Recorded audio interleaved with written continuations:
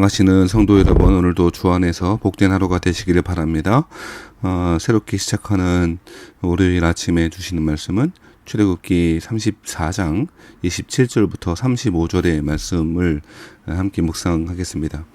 하나님께서는 이스라엘 사람들에게 다시금 언약을 회복해 주시고 다시금 언약법을 체결해 주십니다.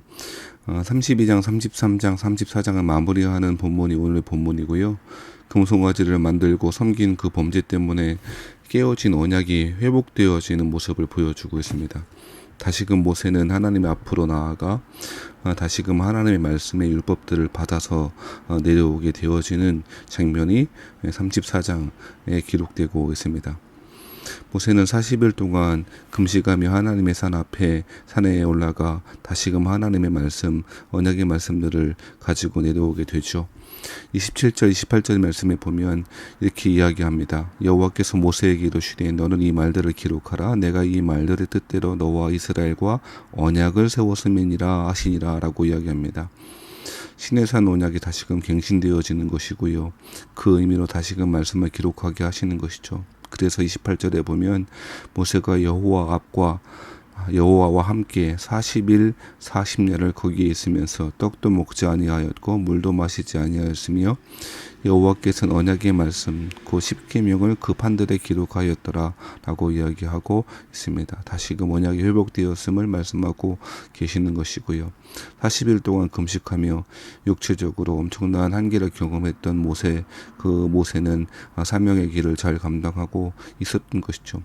그러면서 특별히 29절의 말씀에 보면 모세가 그 증거의 두 판을 모세의 손에 들고 내려오게 될 때에 산에서 내려올 때 모세는 자기가 여호와와 말하였으므로 말미암아 얼굴 피부에 광채가 나나 깨닫지 못하였다라고 이야기하고 있습니다.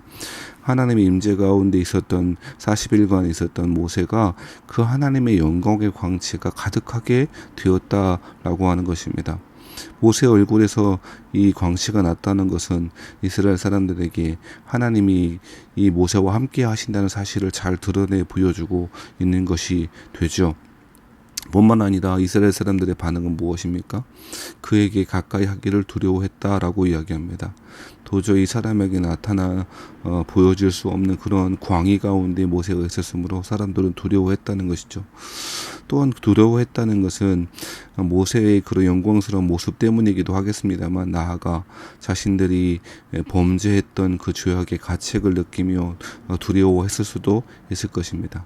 아무튼 모세의 이러한 모습을 보며 사람들은 두려워했고 모세가 아론과 회중들과 그런 장로들을 부르고 대화하게 되었을 때에야 비로소 이스라엘 사람들이 모세에게 가까이 나오기 시작했다라고 이야기하고 있습니다.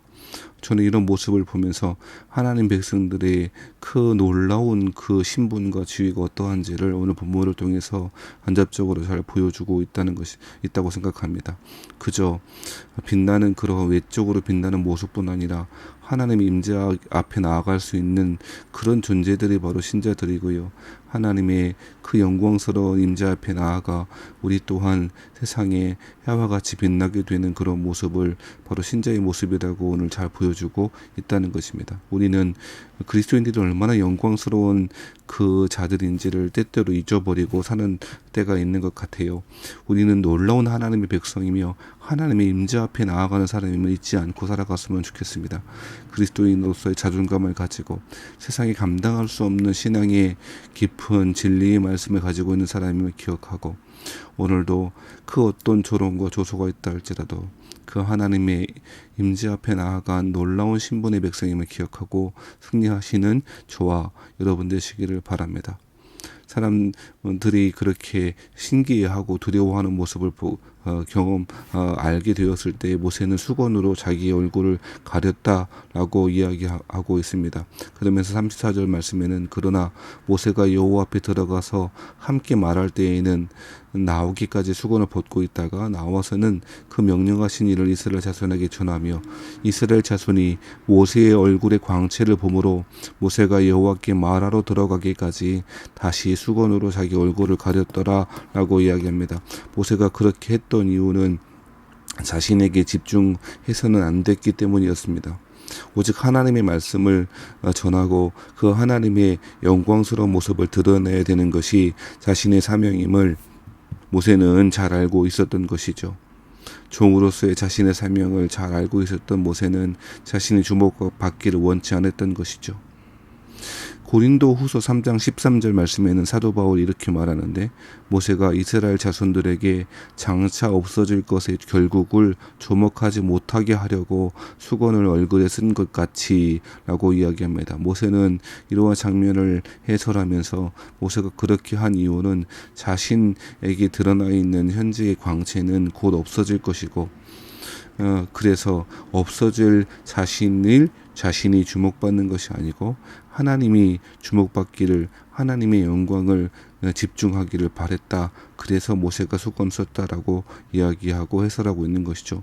모세의 이러한 광채는 일시적인 것이 분명합니다. 이 모세에게 나타났던 그 광채를, 그 영광을 자신에게 돌릴 수 없다는 것을 모세는 잘 알고 있었던 것이죠. 모세는 하나님의 영광만이 드러나기를 바라고 소원했던 것이죠. 사랑하신 성도 여러분, 오늘 본문의 말씀을 통하여 우리가 얼마나 영광스러운 신자의 직분을, 신자의 사명을 감당하고 있는지를 잘 기억하시고, 오늘도 변함없이 우리를 사랑하시는 그 하나님 앞에 나아가, 하나님의 영광스러운 임재 앞에 나아가 그 해같이 비추시고 우리를 빛나게 하시는 그 하나님 은혜 가운데 승리하시는 저와 여러분 되시기를 주의 이름으로 축원합니다.